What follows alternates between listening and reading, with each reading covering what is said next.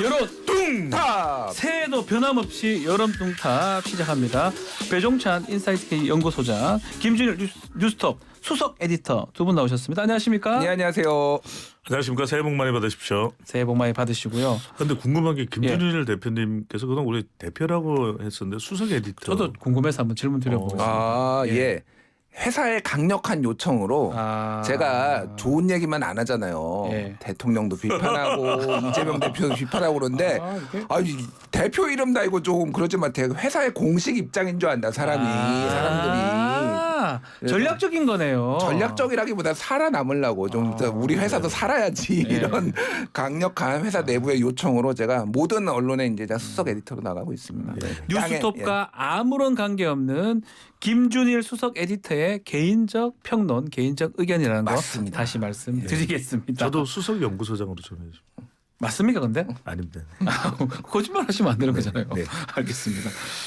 자, 올해는 전국 단위 선거가 없습니다. 올해 4월 달에 재보궐선거는 있는 것 같은데 여론 전문가들은 올해가 좀 비수기가 되는 겁니까? 그렇지 않습니다. 오히려 선거에 임박하면 우리도 그렇잖아요. 왜냐하면 모의고사는 시험을 앞두고 100일 전, 200일 전에 많이 치르거든요. 네. 그래서 지금 1월부터도 계속 문의들이 많습니다. 이게 내년 선거 어떻게 대비해야 되냐. 그러니까 지금부터 시장이 섰다.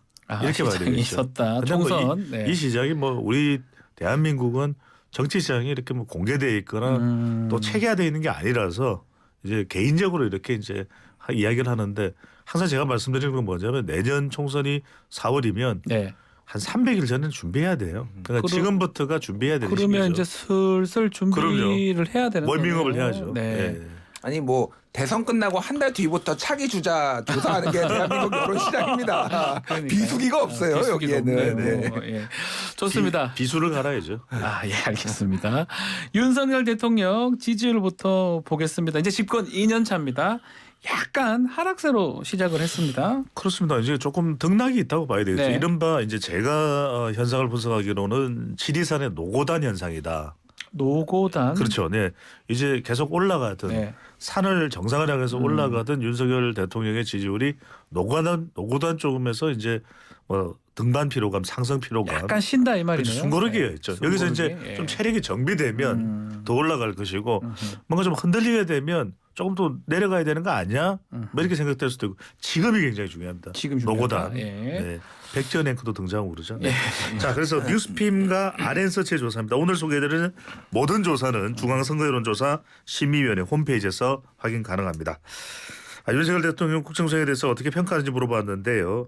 이 조사는 이제 자동응답 조사입니다. 네. 긍정평가가 39.5%. 그러니까 직전 조사보다는 조금 내려갔습니다. 그리고 부정평가는 57.8%로 나타났고요. 또 다른 조사는 조금은 다른 결과입니다. 네.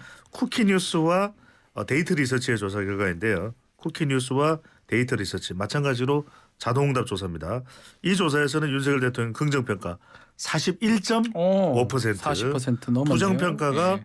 52%라서 자동응답 조사에도 조금 차이가 있습니다. 네. 그러니까 노고단에서 조금 위로 올라가느냐 약간 밑에 있느냐 요 차이가 있는 거죠. 노고단이라고 말씀을 하시긴 하셨는데 연말에 그래도 뭔가 일이 있었잖아요. 특히 무인기.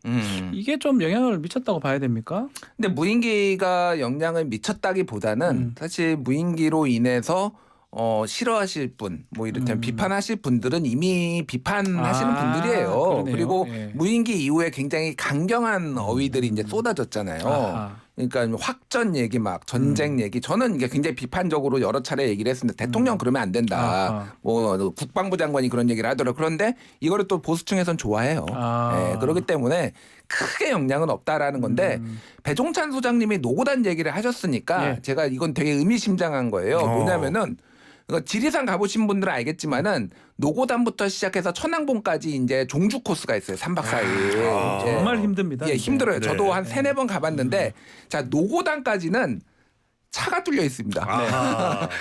그까지는 갈 수는 있어요. 그러니까 차로 갈 수도 있고 뭐 그냥 걸어서 올라갈 수도 있는데 네. 그러니까 이게 무슨 얘기냐면은 지금 40% 안팎이잖아요. 네. 40%는 사실은 이게 워낙 이 윤석열 대통령이 초반에 빠져서 이례적이었던 거지 웬만한 대통령이 집권 1년 차에 40%도 못 얻는 거는 오히려 이상한 거예요. 그 정도는 쉽다. 근데 여기서 더 올리는 거. 이제 여기서는 진짜로 발로 거는 거예요. 차로 가는 게 아니라. 발로 걸어가야 된다. 그리고 자 노고단이 있는 데는 호남이고요. 저기는 천왕봉은 영남에 있어요. 경남에.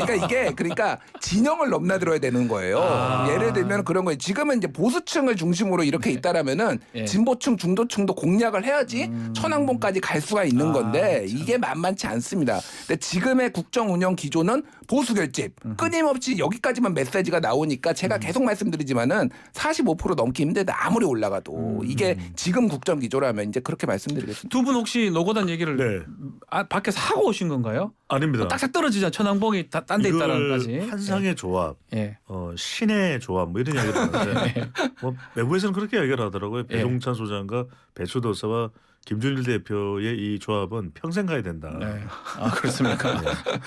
그 얘기거든요. 오르는가 싶으면 좀 그렇죠. 쉽지 않고 한 40% 왔다 갔다 네. 50% 하는 거는 진짜 우리 김준일 대표님, 김준일 에디터 말씀대로 정말 쉽지 않은 과제인 것 같긴 합니다. 그러니까 대통령의 지금 긍정평가 이야기와 부정평가가 전혀 다른 양극단의 이유입니다. 긍정은 결단력, 추진력. 아니 너무 잘해. 이런 것인데 또 부정평가는 대통령이 뭐 무능하다. 또 민생을 제대로 챙기지 않는다. 극단적인 다른 반대 이유거든요. 그러니까요. 그러니까 대통령이 지지율을 한참 끌어올릴 때는 단대 전략 그리고 도어 스태핑을 하지 않고 국민과 직접 소통하는 소통의 변경 이런 게 이제 적중했고 주요했다. 지지층을 결집할 때 이렇게 해서 긁고 모으면은 한 45%까지 이거는 이제 자동응답 조사 기준입니다. 올라갈 수 있을 텐데 50%를 돌파하려면 뭐가 필요하다? 중개소 전략이 필요한 거죠. 중도 그렇습니다. 중도입니다. 계층 개혁이죠. 개혁. 그럽니다. 그러니까 이제 대통령의 이 개혁이 핵심 과제가 됐으니까 성과를 내는 마지막에 손은 뭡니까? 결국 소통입니다. 소통의 3축이 바로 이제 야당과의 소통, 국민과의 소통, 또 언론과의 소통이 있으니까 윤석열 대통령이 이제 국민과의 소통은 상당히 좀 이제 안정적으로 간다면은 이제 뭔가 좀 꼬여버린 이 언론과의 관계, 그다음에 야당과의 소통, 아까 말씀하셨듯이 이 전라도 쪽에 있는 노고단, 그다음에 경상도 쪽에 있는 천안봉을 넘나들 수 있는 이런 이제 야당과의 소통까지도 필요하겠죠. 결국 두 분도 비슷하게 보네요. 좀 40% 어디까지 가는 것까지는 괜찮은데 그 이상을 넘어가려면 결국은 소통 그 부분이 가장 중요하다. 협치하고 맞닿아 있는 거 아니겠습니까? 협치하고 맞닿아 있죠. 그런데 지금은 이재명 대표의 어떤 수사 이걸로 야당도 협치하기가 힘든 그런 국면이 됐고 그래서 신년 인사회에 안 나왔잖아요. 그렇죠. 사실은 이재명 대표가 몰랐다라고 말씀하셨지만은 진짜 몰랐을까? 왜냐하면은 매년 열리는 거거든요. 그날 열려요. 1월 2일 날. 매년 열리는 거니까 그냥 모르는 척 이메일로 온 것에 대해서 불만을 표시했다라고 보는데 여당도 마찬가지입니다. 뭐 이제 제가 여권에 있는 관계자분들부터 얘기를 들었는데 윤석열 대통령이 야당하고 협치할 생각은 상당히 굴뚝 같다. 굴뚝 같다고요? 이재명만 빼고. 이재명 대표를 제외하고 나머지 사람들하고 협치하겠다. 그러니까 이재명 대표에 대해서 인간적으로 싫어하는 게 너무 강하다라는 거예요. 일단은 그 인간적이라는 게 다른 게 아니라 약간 범죄자라고 생각을 하는 것 같아요. 그래서 이 부분은 다른 민주당 인사하고 좀 협치가 가능하다라고 보는데 지금 뭐 여권에서 처음에 대통령실의 여권에서 본 거는 연말쯤이면 수사가 끝나지 않을까? 이재명 대표 수사가 뭐 이렇게 됐는데 이게 이제 질질 늘어진 뭐 김만배 씨가 들어눕고 막 이제 막 이런 일들이 벌어지면서 이게 지금 계속 이제 이 그러니까 경색 관계가 지금 이어지고 있다 이렇게 봐야 될 것 같아요. 그 지금 그 조금 언급해 주셨는데 윤석열 정부 정책 중에 잘했다 이런 뭘 잘했냐 이런 여론조사 있었다고요? 그렇습니다. 이제 뭐 대통령의 이제 9개월째 접어들기 시작하면 대통령의 성과를 물어볼 수도 있거든요. 미디어 토마토가 뉴스 토마토의 의뢰를 받아서 지난달 26일, 27일 실시한 조사인데 이 조사는 조사기관의 홈페이지나 또 보도 자료에서 확인이 가능합니다. 윤석열 대통령 무엇을 잘했는지 성과에 대해서 물어봤는데요. 응답자의 절반이 살짝 넘는 51.4%가 잘한 게 없다. 없다고 했다고요? 네, 그렇습니다. 그 다음에 이제 잘한 게 죄송합니다. 있는 것으로 응답은 노동 정책이 음. 14.9%로 가장 높았고요. 네. 그다음이 부동산 정책, 외교안보 정책, 경제 정책, 여당 및 야당, 국회와의 관계, 복지 정책 순으로 나타나서 이런 게 필요하거든요. 대통령의 지지율이 올라갈 때는 네. 뭔가 대통령의 트레이드 마크 이게 있어야 됩니다. 지난 대선 때 그래서 이제 대통령들이 어떤 후보들이 포즈를 취하느냐도 상당히 인상적일 수가 있거든요. 윤석열 대통령 어퍼컷 윤석열 대통령 포즈 어퍼컷이죠. 유명했죠. 그게 네. 상당히 지지층들에게는 각인이 됐다면 마찬가지로 대통령의 임기 국정 수행 과정에서도 대통령의 트레이드 마크가 있어야 됩니다. 그러니까 지금 윤석열 대통령은 일단 선택한 것은 노동개혁이거든요. 네. 그럼 이 노동개혁에 어떤 명칭을 붙일까? 어떻게 하면 많은 국민들이 공감할 수 있을까? 그리고 이것이 잘 되면은 1년여 후쯤에는 바로 이것 자체가 가장 큰 성과가 될 수도 있고 또 잘 못하면 아닐 수도 있고 네. 어떻게 하느냐에 달려 있겠죠. 알겠습니다. 자, 또 연초 개각 얘기가 개각 없다라고 얘기를 했는데요. 이 2년차, 3년차 되면 좀 쉽지 않은데 한 번씩 국면 전환용으로 개각을 하긴 하잖아요. 근데 예. 또 안 한다고 이렇게 또 이렇게 밝혀가지고 설날 전후로 없을 것 같긴 합니다. 그거 어떻게 보십니까? 일단 뭐 한 세 가지 정도 이유인 네. 것 같아요. 하나는 뭐 윤석열 대통령이 항상 얘기하는 건데 국면 전환용 뭐 여론에 떠밀려서는 안 하겠다. 네. 그게 뭐 옳든 그르든 그게 뭐 본인의 소신. 그래서 뭐 부적격 인사를 끝까지 기용하는 뭐 이런 것도 문제가 있었잖아요. 근데 그거를 이제 뭐 조선일보 신년 인터뷰 등등에서 또 그런 얘기를 했어요. 예. 첫 번째는 그거고 두 번째는 지금 개각을 하면은 인사청문회 열어야 돼요. 인사청문회가 좀 만만치 않네. 인사청문회가 만만치 않고 전국 주도권이 그러면 야당 쪽에 넘어갑니다. 야당이 원하는 아젠다들 이런 것들이 막 쏟아지거든요. 네. 근데 이게 이제 전국 신년 초부터 이렇게 하는 게 부담이다라는 거고 세 번째는 두 번째 맞물려 있는데 지금 노동, 연금, 그 교육 이쪽 개혁에 지금 강력한 드라이브를 걸고 이걸로 성과를 내서 내년에 총선을 치르겠다라는 거잖아요.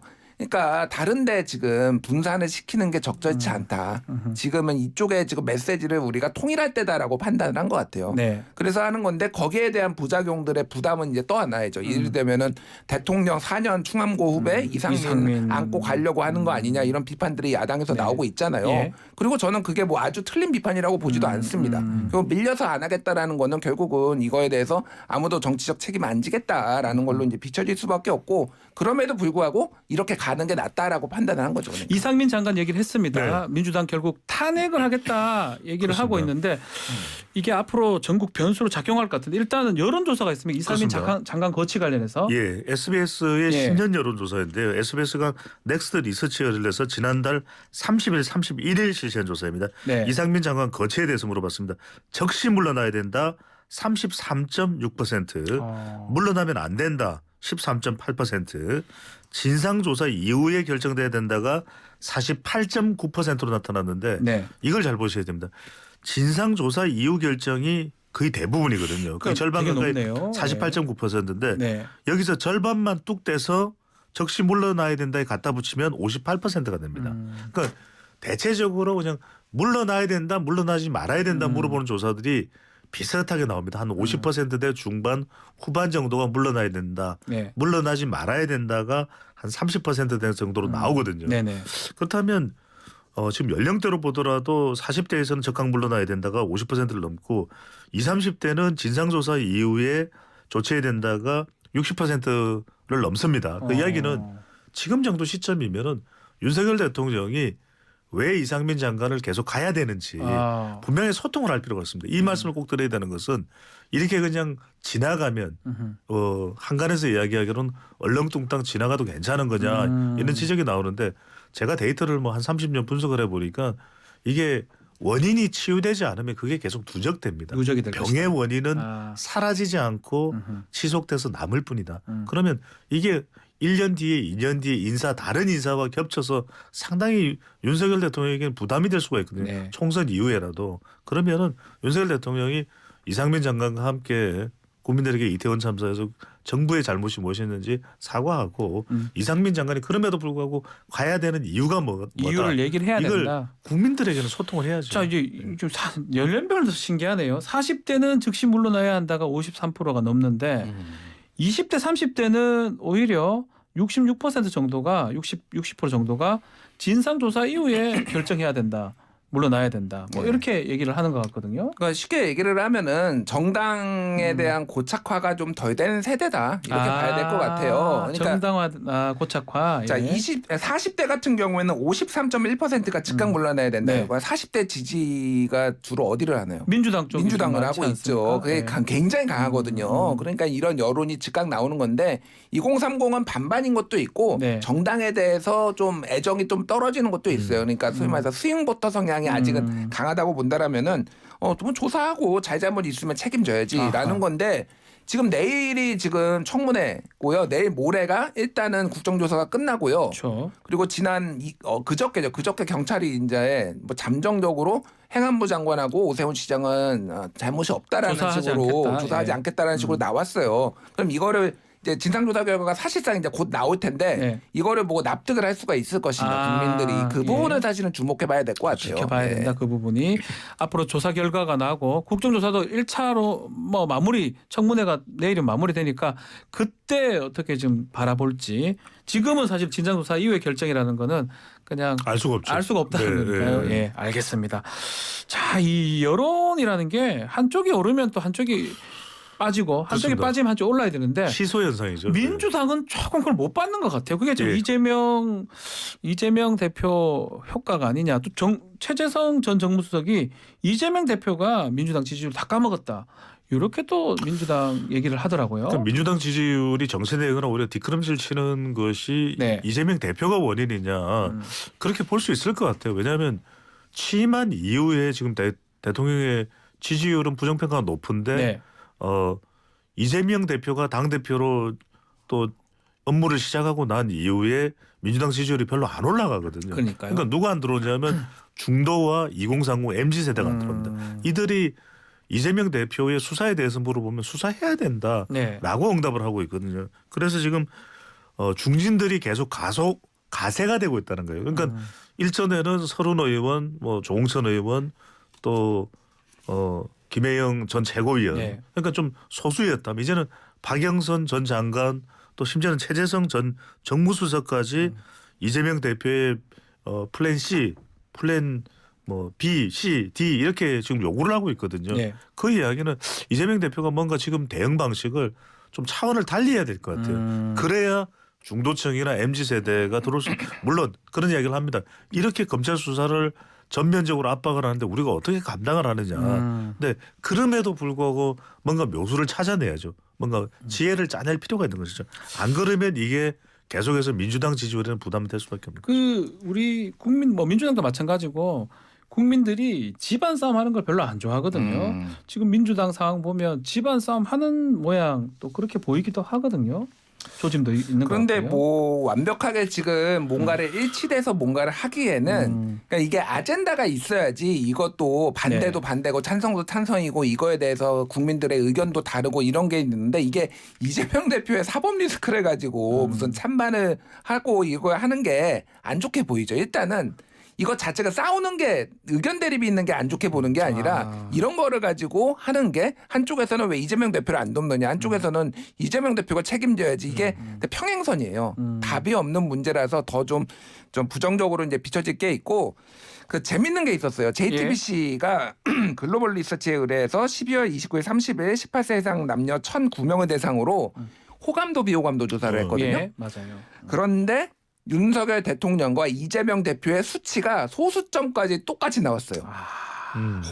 호감이 간다 36.4%, 비호감이다 62.6%. 두 사람이 똑같이 나왔습니다. 숫자가. 신기합니다. 신기해요. 근데 지난번에도 제가 한번 말씀드렸는데 이재명 대표에 대한 여론이 좋지가 않아요. 그게 이제 사법 리스크도 있지만은 지금 사법 리스크 외에 뭐를 하느냐 당이 거기에 대해서 새로운 아젠다를 발굴을 하고 정치 개혁 뭐 등등을 해서 이런 것들이 민생을 강조하지만은 뚜렷하게 성과가 나는 것으로 보이지 않으니까 사실 해법은 새로운 아젠다를 던지는 건데 계속 뭐 검사 얼굴 공개한다든지 뭐 이런 걸로 스스로 그 프레임 안에 갇히는 자충수를 좀 두고 있는 거 아니냐 이런 비판 여론이 있는 건 네. 사실이에요. 그러다 보니까 뭐 윤석열 대통령 호감도 비호감도 하고 이재명 대표 호감도 비호감도가 똑같이 나오는 거네요. 네. 그러니까 이게 네. 정말 아픈 현실입니다. 왜냐하면은 너무 지금 극단적으로 이렇게 정치가 완전히 그냥 양극단으로 나눠져 있는 그렇죠. 것이고 방금 전에 말씀하셨습니다만은 또 다른 조사에서는 뭐 수치는 말씀 안 드립니다만 정치 성향이 다르면 밥조차 안 먹겠다.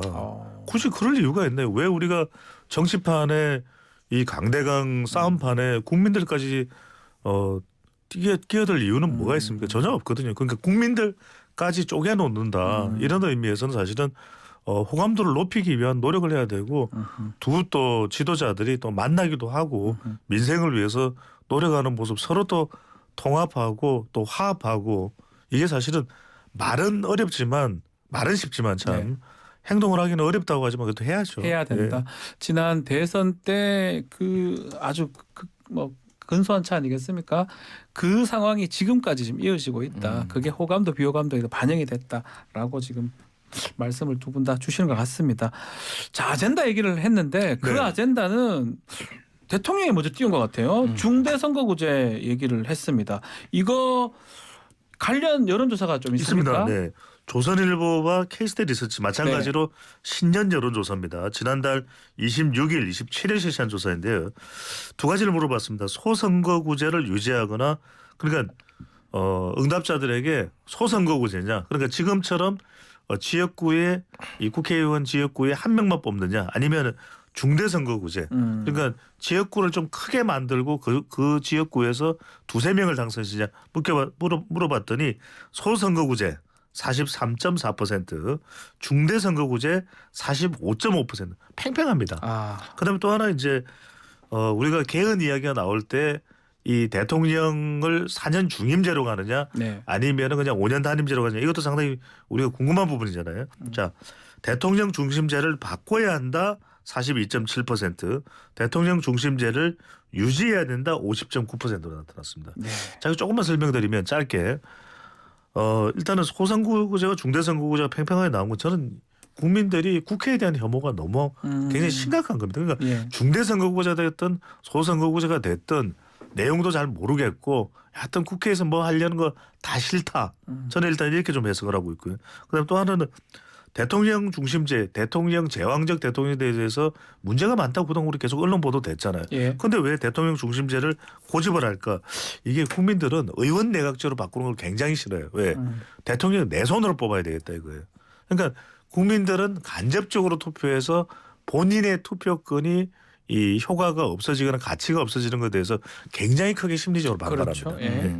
요거와 관련해서 조금 보완해 드리자면은 질문을 만약에 이렇게 한다라고 하면은 완전 다른 결과가 나올 거예요. 어떻게? 뭐냐면은 현행대로 소선거구제로 갈 것이다라는 것과 사실 중대선거구제만 있는 게 아니거든요. 현재 선거제도는 다른 방식으로 개편해야 된다. 예를 들면 중대선거구제, 권역별 비례대표제 이렇게 물어봤으면은 네. 사실은 현재의 제도에 대해서 문제가 많다라고 인식하는 분들은 많은데 중대선거구제가 답이냐. 이를테면은 지금 민주당에서 미는 거는 중대선거구제보다는 권역별 비례대표 해줄까? 이제 권역별은 이를테면은 뭐 이를테면 호남 그리고 뭐 부산, 부울경 이런 식으로 이쪽에서 해가지고 뭐 권역별로 뽑는 거고 이거를 개방형으로 할 것이냐 폐쇄형으로 할 것이냐. 개방형을 쉽게 하는 뭐냐면은 지금은 폐쇄형은 정당이 비례대표 1, 2, 3, 4 순번을 정해놓잖아요. 네. 이게 아니라 내가 투표하는 거예요. 이거 비례대표를 내가 뽑는 겁니다. 직접 해서 이게 개방형이거든요. 뭐 그리스나 뭐 이런 데서 선택하고 있는데 이렇게 할 거면 이게 사실상 중대선거구제 효과가 있어요. 네. 뭐 이런 방식으로 이제 이런 것까지 하면은 굉장히 다른 여론조사가 나올 거라는 거고. 그 경향신문이 전문기관 그 여론조사기관 매트릭스에 의뢰해서 12월 30일, 31일에 1,000명한테 물어봤거든요. 예. 근데 우리나라에 가장 개혁이 시급한 게 뭐냐 물어봤더니 뭐 노동 이런 게 아니라 정치개혁이 정치개혁이다.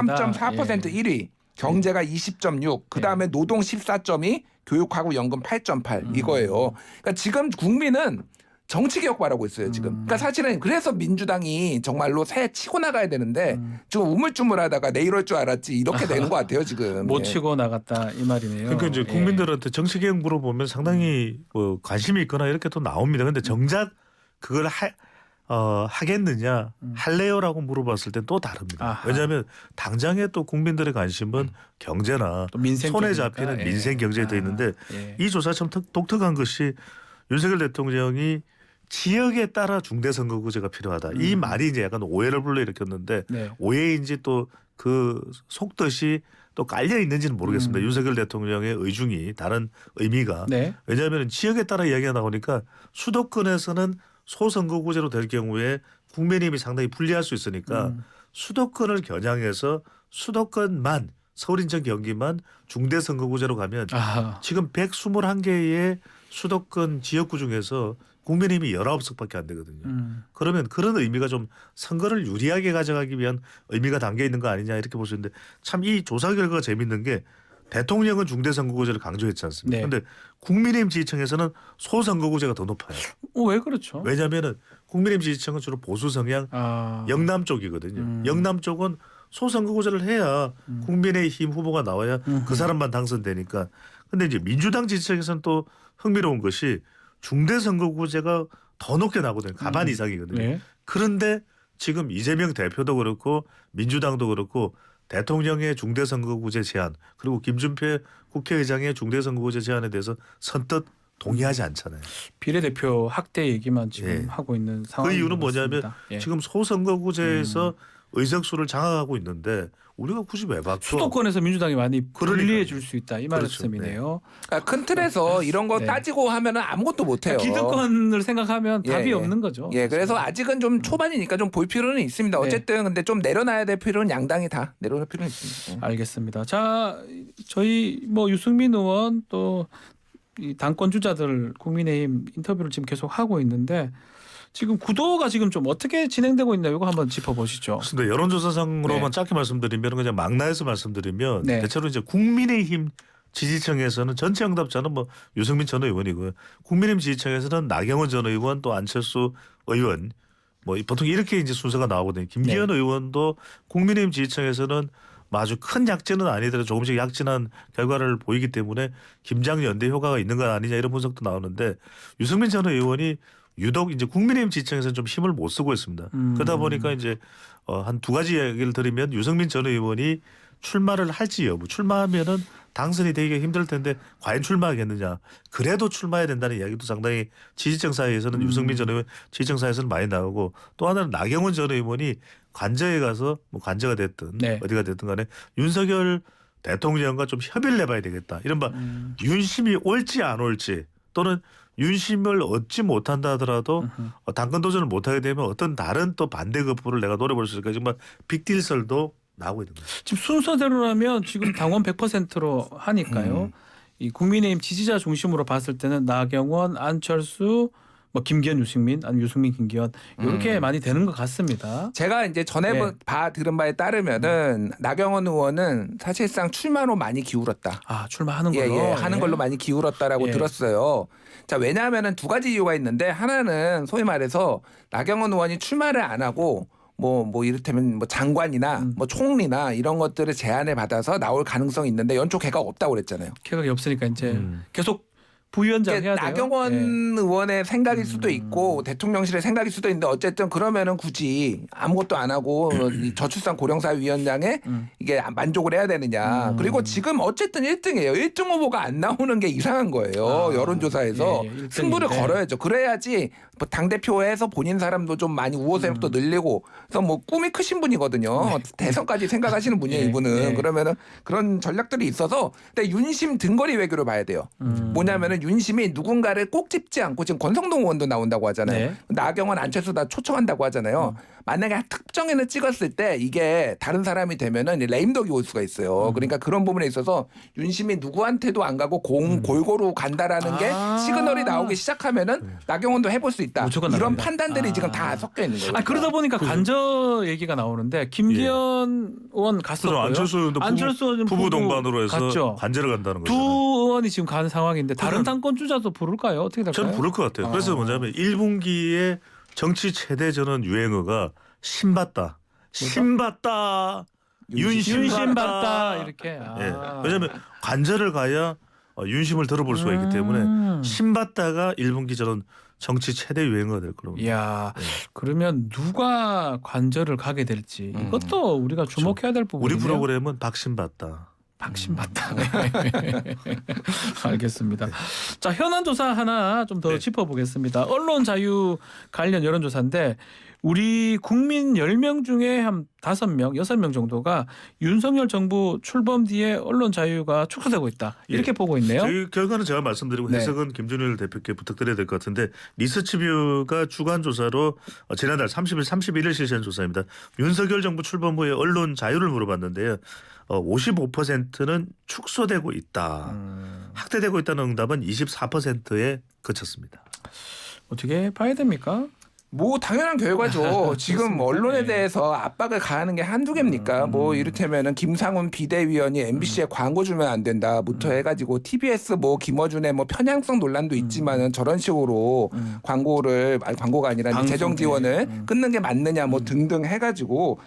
지금 엊그저께 되게 좀 골 때리는 게 개인적으로 죄송합니다. 네. 뭐 황당한 일이 황당했던, 나왔어요. 방송통신심의위원회에서 MBN의 뉴스파이터 김명준 앵커를 징계를 했어요. 네. 방송 품위유지 위반이라고. 윽박지르는 진행이 좀 윽박지르는 진행이다. 근데 행안부 이상민 장관을 비판했다라는 게 그 명분인데 원래 그분은 그렇게 진행을 합니다. 일관되게 저도 문재인 정부 때도 그렇게 해왔고. 방송을 같이 많이 해봐서 아는데. 그 배종찬 소장님 나가시잖아요, 심지어. 네. 저는 개인적으로 몰라요. 그런데 사람입니까? 사람이에요. 이걸로 완전 유명해졌어요. 막 성대모사도 나오고 SNL에도 심지어 나옵니다. 맞습니다. 근데 이거를 품위 유지를 했다? 뭐 그러면 앵커는 다 똑같이 그럼 차라리 AI를 도입하십시오. 기계들을. 그러면은 감정도 없이 다 하는 거 아닙니까? 이런 거 가지고 징계를 하니까 이런 조사가 나오는 거예요. 그러니까. 알겠습니다. 시간이 다 돼서 김명준 앵커로 저희가 마무리를 하는 것 같네요. 자, 오늘 여론 뚱탑 김준일, 배종찬 소장 두 분 감사합니다. 감사합니다. 고맙습니다.